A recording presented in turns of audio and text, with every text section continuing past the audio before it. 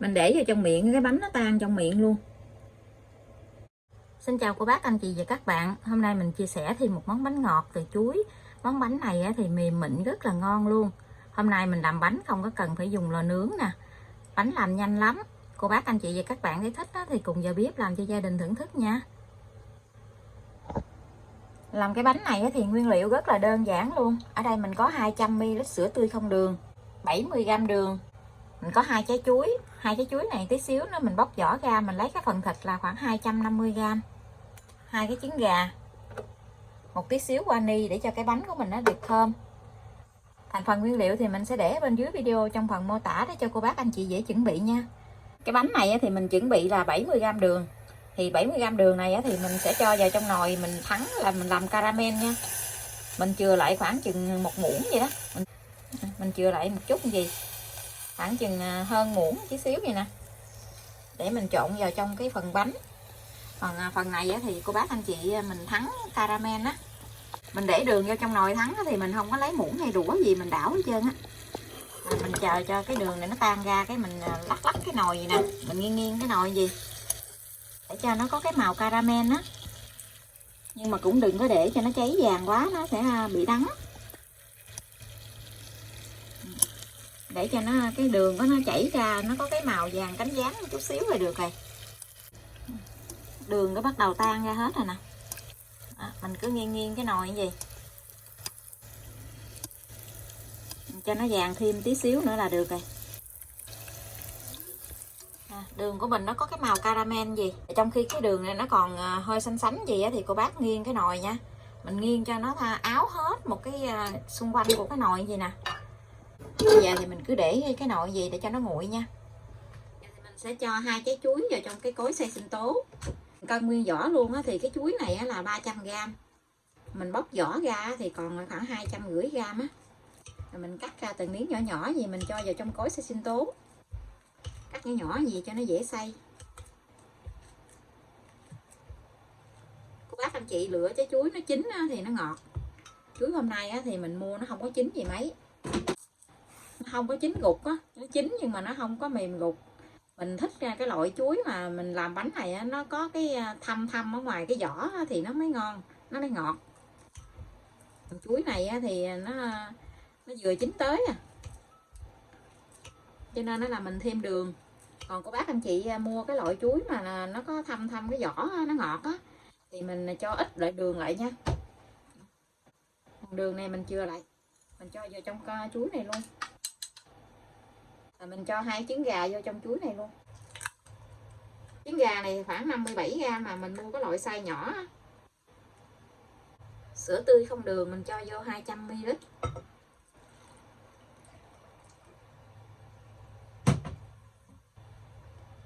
Mình cho tí xíu vani cho cái bánh của mình nó thơm, khoảng chừng 1 muỗng cà phê á. Bây giờ thì mình sẽ xay cái phần chuối với sữa này, mình xay ra cho nó nhuyễn nha.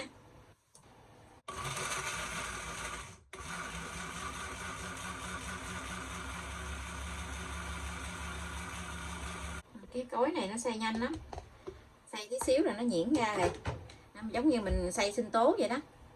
Mình chuẩn bị thêm một cái nồi này nó bự hơn cái nồi mình thắng caramel á. Mình cho nước vô trong cái nồi gì, mình cho cái nồi thắng nước đường caramel lên, giống như mình hấp đó. Giờ mình sẽ dùng một cái gậy để mình lượt cái phần chuối nha. Mình cho cái chuối đã xay cho mình lượt qua cho nó mịn.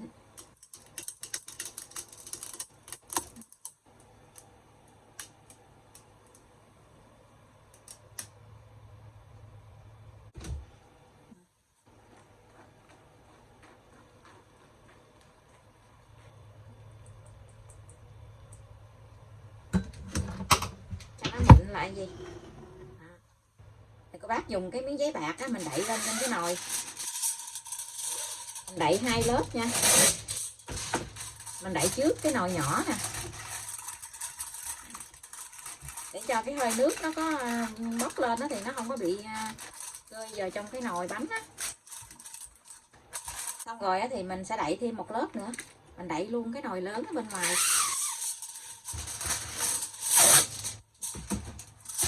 giấy bạc á, miếng giấy mình nướng cá á.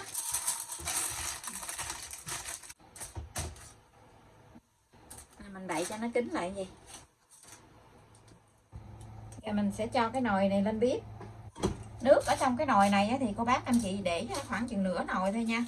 Cái nồi lớn ở bên ngoài á, đừng để đầy quá, khi mà mình nấu gì nó bị tràn ra ngoài á.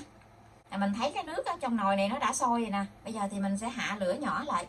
Mình hạ trung bình nhỏ nha. Nếu như ở nhà mình cái lò có 6 số á, thì mình hạ ở số 2 thì được rồi. Rồi mình nấu khoảng chừng 35 tới 40 phút. Cái này nó cũng mau chín lắm. Tại vì trứng á, nó mau chín lắm. Tí xíu nữa mình muốn coi cái bánh nó chín hay chưa thì mình còn thử bánh nữa, không sao hết. Nếu như chưa chín thì mình nấu thêm. Bánh mình nãy giờ đã nấu đã được hơn 40 phút rồi. Bây giờ thì mình tắt bếp mình coi cái bánh chín chưa nha. Mình dở ra mình coi coi chín chưa. Mình dùng cái cây que hay là cây đũa nhọn á, cái tăm cũng được để mình thử bánh.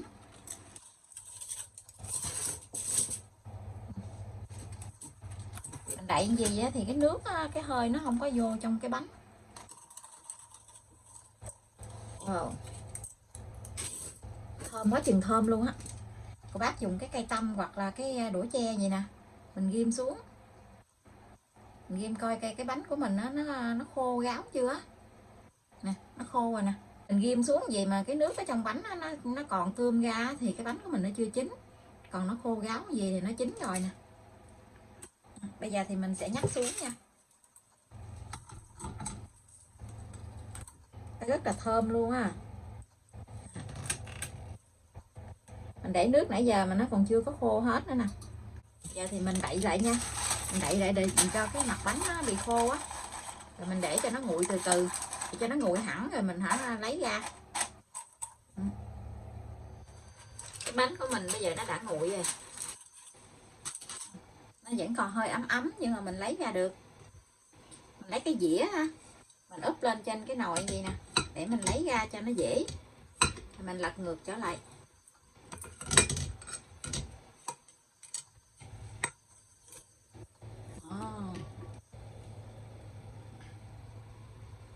Này ngon ghê chưa.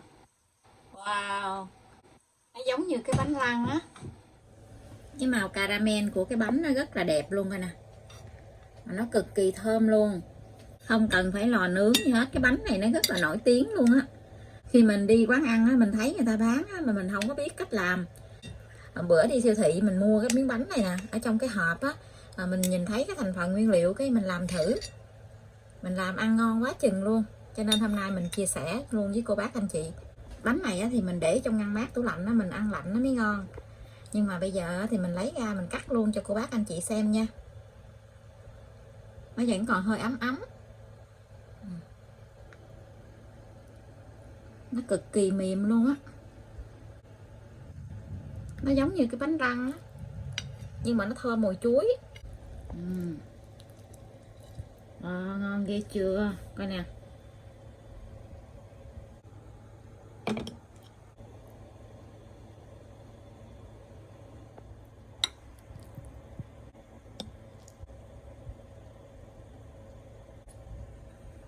Nó ngọt mà nó rất là thơm luôn, mà nó mềm nữa. Mình để vào trong miệng cái bánh nó tan trong miệng luôn. Bây giờ thì mình xin chào tạm biệt, hẹn cô bác anh chị và các bạn lại video tiếp theo. Cảm ơn cô bác anh chị và các bạn đã xem video của mình. Xin chào và hẹn gặp lại video kỳ tới.